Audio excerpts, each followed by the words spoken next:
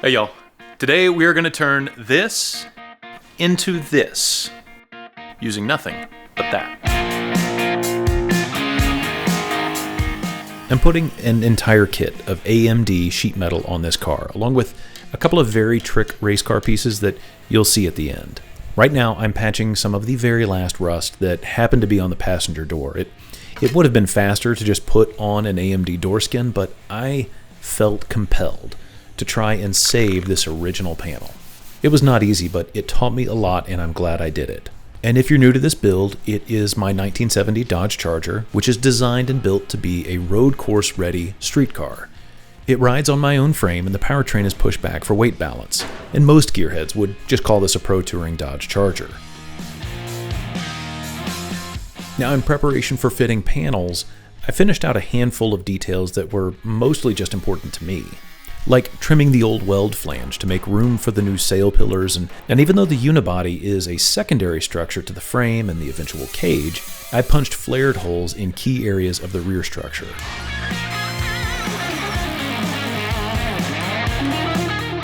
I'm a big fan of flared holes. They are one of the few features that reduce weight while simultaneously improving the strength of a panel. Most of these features will all be hidden, which, by the way, is my second favorite part about designing in details like this. Now, some clarification before we get too far into this episode. AMD sponsored most of what you will see today, but there are one or two panels that I just forgot to ask for. And since there is a Summit Racing local to me, all I had to do was run out and grab what I needed. It was all on the shelf.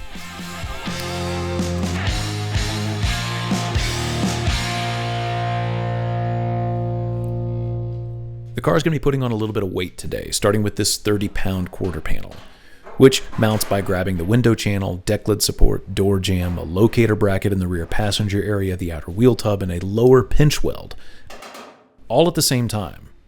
Not gonna lie, it is a bit of a handful, but grabbing the deck lid support first is like a handhold, seemed to work out well. You'll also see that I ended up installing each quarter panel a couple of times. I'm gonna say this a few times through the video, but tailoring these panels to fit is a very normal part of the process, even if you're putting this on an intact and original unibody. 1 quarter on. It was pretty fun. And actually, honestly, not that hard. It is bolt-on, but you got to make some adjustments here and there, right? The reason the door is on here, and I put them on first, is because there's an important body line that runs from the front to the back. You can't really position your quarter without having your door, and then never mind the fenders, right? The fenders have a little bit more adjustment, and I'm just deciding that's a problem I will solve later. But that's why the door is on at the same time. And it pretty closely fits. Close, not perfect. I ended up trimming a little bit that you can see. I just cut that as a relief so that I could move this thing around. It was kind of keeping this part from getting up nice and tight. I still have a little bit of a gap right here, which is why it's such a tight fit to the door. But I want to wait and adjust this until I can get the other quarter on and I see how things kind of square around. So kind of the same thing. I had to create a little bit of a relief, bend this flange down, trim out some of the material that you can see there, and then, trim this so it would slide up under the roof. That's just kind of all normal, right? This is an entire quarter panel, and it's heavy. I think this thing has got to weigh at least 30 pounds. Adjustment is sort of built in. In fact, that's what this little relief is here, and you can see them elsewhere, is to help you get this profile to match perfectly. I have a 1969 OE, like a new old stock, and it doesn't have this relief in there. I got this clamped. It's nice and sturdy, actually. It doesn't really seem to take very much to get a lot of structure going. So, in any case, I'm going to move to the other side. I have no idea if it'll be level. The other side's a little bit of a hot mess based on the passenger side door that I had to rework and all that. So I'm hopeful that it'll line up, but we will find out.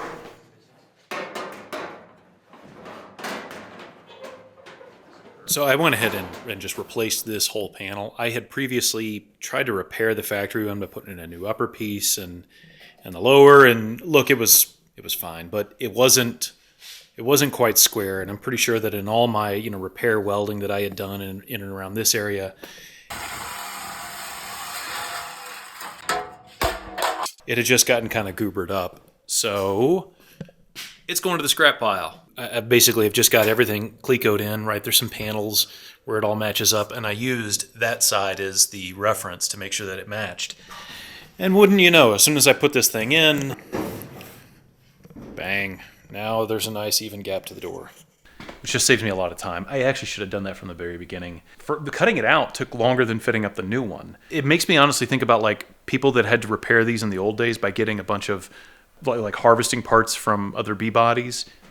All I had to do was go to Summit, which for me is local, and I could just drive and go get it. And I'm still in amazement that I can go buy panels for a 55-year-old car. I think that's freaking nuts. I'm just going to fit the quarter again and see where we land. I was talking to Gabe, actually, and that's a lot of what this is. It's going to be trial and error, especially because I have my own frame, and I've built my own chassis. Trial and error, fit. I'll probably be fitting this thing for weeks. The passenger quarter fit is noticeably tighter than the driver's side. Even after a series of adjustments to bring the quarter up to the door jamb, like Gabe and I will fight this later, but I just want to say it's a solvable problem.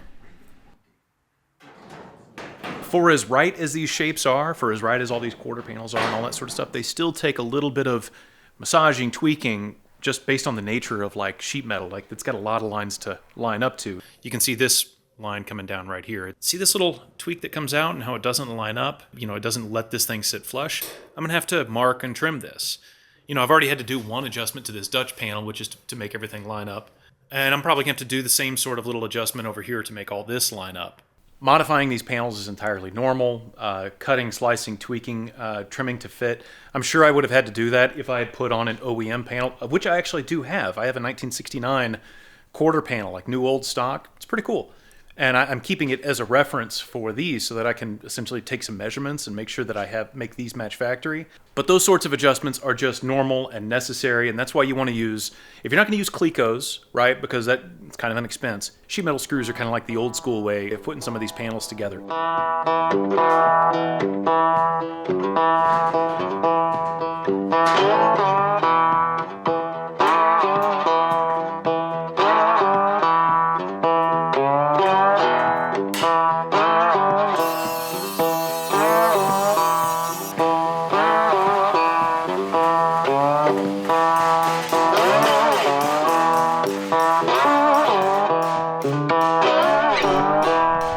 This initial adjustment is just to get the flange mounts at the bottom of the sail pillar to be flat and smooth and even with the other. But I can see that I'll probably be slicing and fine fitting this for a little bit to come. I'm going for a fitment that's beyond original or restoration, and I really want it to be just right.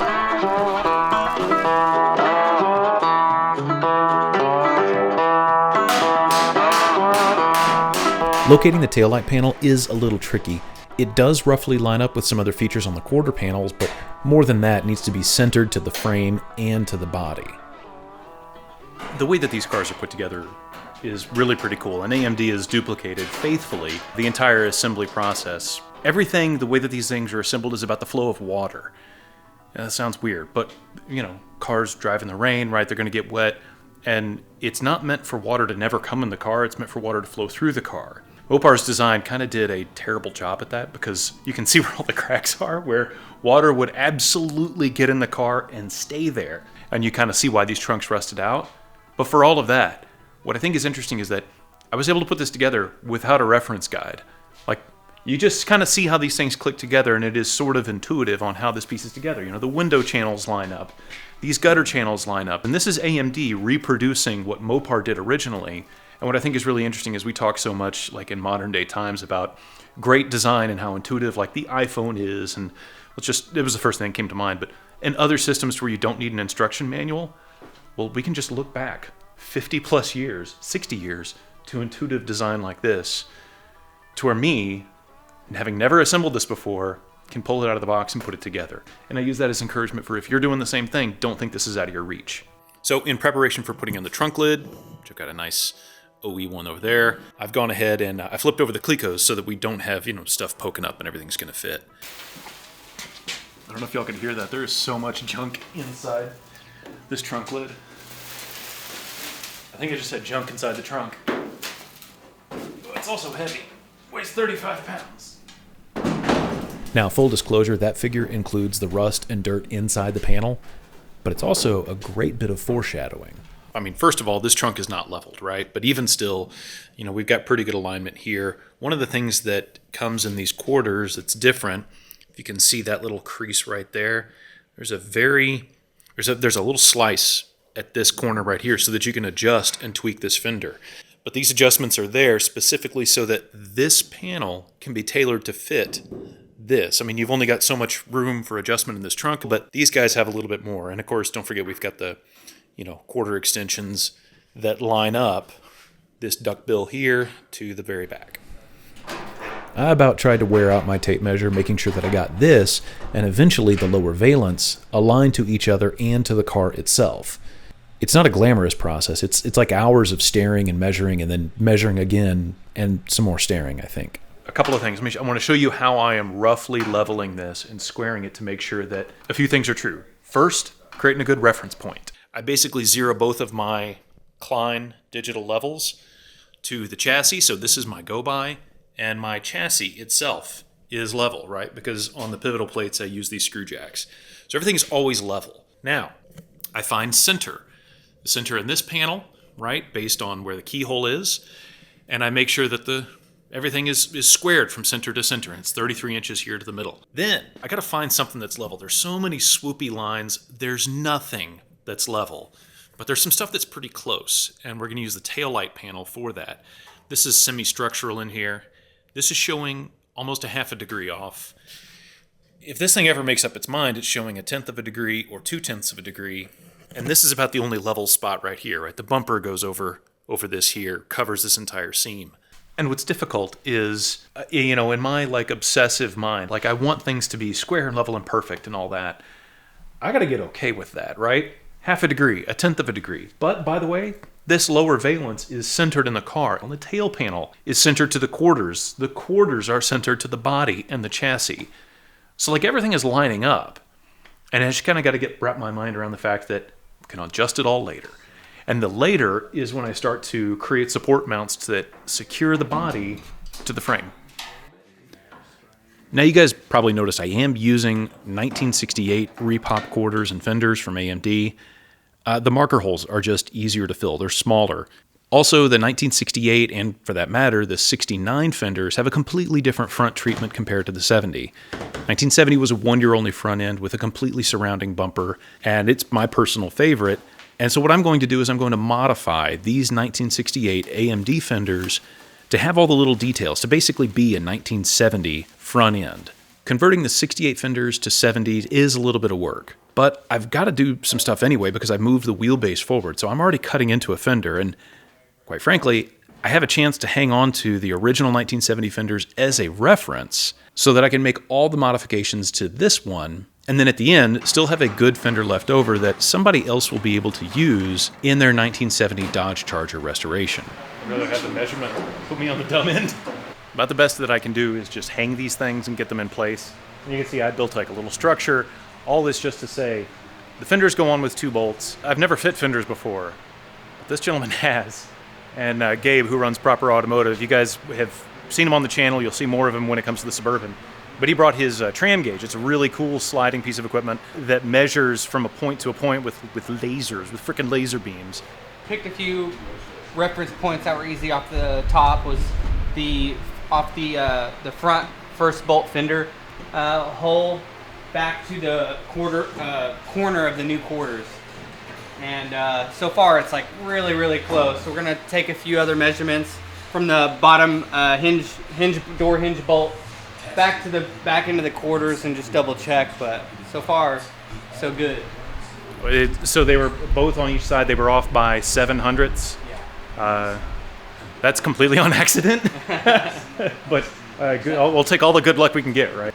I am on the dumb end of the stick today, which is where I belong, learning from Gabe as we try to make sure that the car is square and everything is the same side to side, so that we get the fenders leveled and the doors opening and closing. But once we get all that done, I'll be able to show you guys something I've been holding back. I haven't made any posts about it, parts that you have never seen, and I'll just tell you they didn't come from AMD. Gabe is a trusted friend from whom I learn a lot. Here, he is guiding us through the process to make sure that the unibody structure and the rear sheet metal, as I've assembled it, is mirrored side to side. If this is wrong, the most severe adjustment would involve breaking the unibody loose and refitting the entire frame to the body. Honestly, I was really pretty nervous. So important features on the unibody here in the door to the far back part of the quarter. If they're not identical, they're within, what, a 32nd of an inch? Yeah. You know, something we can't measure, right? But they're nearly identical. So that means that the quarters are in the same spot on the unibody. Now what we're trying to do is probably going to adjust the hinges and see how that comes together. I played around with this on my own, but, you know, these are heavy doors. Yeah, these are big doors. It takes two people for sure. For sure. All right, this was 136 and 15/16 on the other side. And what are we doing? It's the same? Same. It's looking good. We measured from that spot right there. Oh, dude, that's awesome. Right there, all the way to, there's this dimple that's on either side, right? So that's just perfect. Yep. And it's an immeasurable difference between the two, under a 16th of an inch. All right, well, that makes me feel better. So by a process of elimination, right, we have to modify the hinges, which the hinges are new. They're AMD hinges. I'm just going to hog out, honestly, just 2 holes, 2 of the 3 on the upper side, and they'll try all this again. What I'm really impressed by, and this should be an encouragement for all of us that are doing this for the first time, is everything was put together with a tape measure, right? So when Dave and I built the chassis, when we married the body to the chassis, we did all that with a tape measure, and we just made sure that things were both square and parallel. And then it's not until we get your fancy gauge that we're like, oh, hey, that was right. Yeah. So you didn't need it after all, but it's good just to have that reference. We needed it. I won't understate the degree to which I have obsessed over these measurements throughout the build, because I know that small errors early in a process can quickly turn into much larger ones just a few steps later. What I end up finding is that the fender is laser straight to the door, and the front suspension is exactly 2 inches forward of the fender opening, exactly as planned. The bottom of the fender is smooth to the frame rail, like no more ugly pinch weld. So if details are my favorite, but today is all about big progress, then isn't it great when those 2 things can happen at the same time?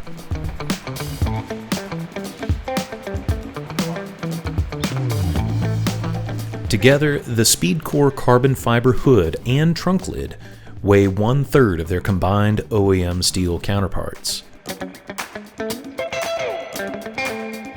These are the same panels that SpeedCore used on their Evolution Charger build, which, among the few cars that they've made, that one maintains the greatest fidelity to the original Dodge design.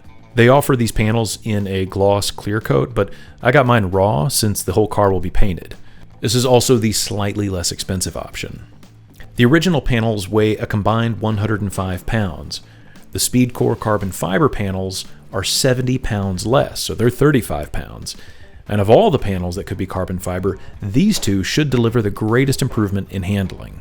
The hood and trunk lid are situated high in the chassis, and most of their weight is located beyond the suspension center lines. So that total 70-pound benefit will lower the center of mass and reduces the counterweights each suspension has to manage every time the car's weight shifts during a turn. And look, I am very clear-eyed about why I bought these panels, but I won't mince words. They're very expensive, and SpeedCore deserves every single penny they charge because they're perfect copies of the factory pieces.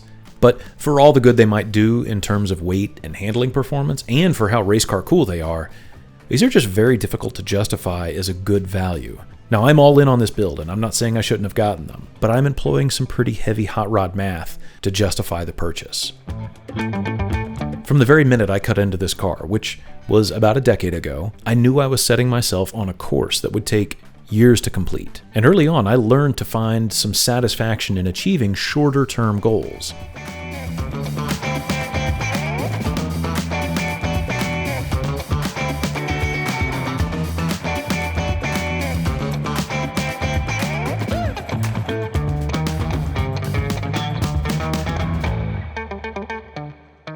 All those smaller but meaningful goals have added up and brought us here, to progress that we can both see and feel. It looks like a Charger again. But it's not quite a car yet. In fact, don't try and sit in it, start it, drive it. In fact, don't push on it too hard because I still have to attach the panels. There used to be a unibody, and I've got to make all that attaching structure. Really what this is reality sort of catching up to my imagination, which I like to take those steps because they help with my long-term motivation on what is a long-term project. But like I've said before, small goals do add up to big progress, and that's what I'm focused on. Special thank you to AMD for supporting today's episode with all of the steel panels on the Charger. I actually had to dig into their catalog pretty recently and found a bunch of interior parts. There's way more than metal in that catalog, and I'm using that stuff actually for the Suburban and its next transformation, which is what I'm working on next. But that project, and then more of the Charger, you will see all that here. So thanks for watching, and until next time, take good care.